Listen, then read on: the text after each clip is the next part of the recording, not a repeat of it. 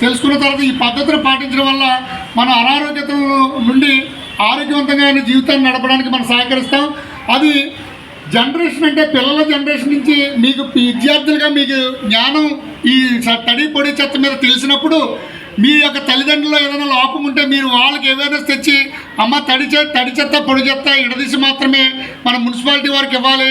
మనం డ్రైన్లో కానీ రోడ్ల మీద కానీ ఎక్కడ కూడా చెత్త వేయకూడదు. చెత్త వేయడం వల్ల వచ్చే అనర్థాలు అంటే చెత్త వేయడి మూటగట్టి రోడ్డు మీద కానీ డ్రైన్ మీద కానీ వేయడం వల్ల దాంట్లో దోమలు వాలి ఆ దోమలు కానీ ఈగలు కానీ వాలిన తర్వాత ఆహార పదార్థాల మీద వాలినప్పుడు వారికి ఆ ఆహార పదార్థం మనం భుజించినప్పుడు మనకి అనారోగ్యతను పాల్పడే అవకాశాలు ఉన్నాయని పిల్లలుగా మీరు తల్లిదండ్రులు కూడా చెప్పి ఈ కార్యక్రమం ఈ రోజు నుంచి మొదలు పెడుతున్నాం.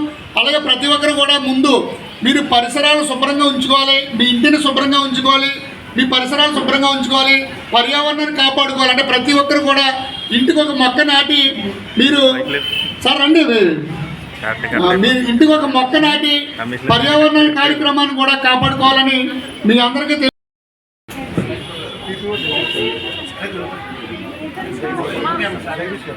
టీపీఓ జగదీష్ గారిని కూడా స్టేజ్ మీద రావాల్సింది కోరుకుంటున్నాం.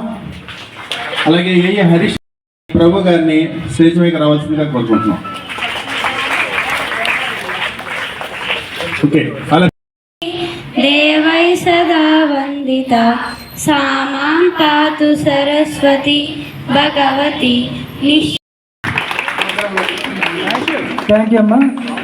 ఇక ఈ ప్రోగ్రాం స్టార్ట్ చేసే ముందు ఉపాధ్యాయులకు చిన్న బాబు ప్రసాద్ వెళ్ళిపోంటావా మమ్మల్ని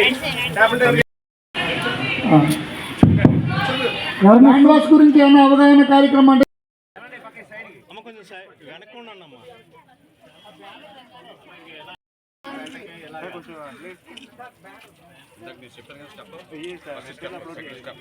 చేద్దరుగానండి ఇంకా కడుగుతారు కదా తర్వాత కమిషనర్ గా బాగా ఇన్వాల్వ్ అయిపోతున్నారు.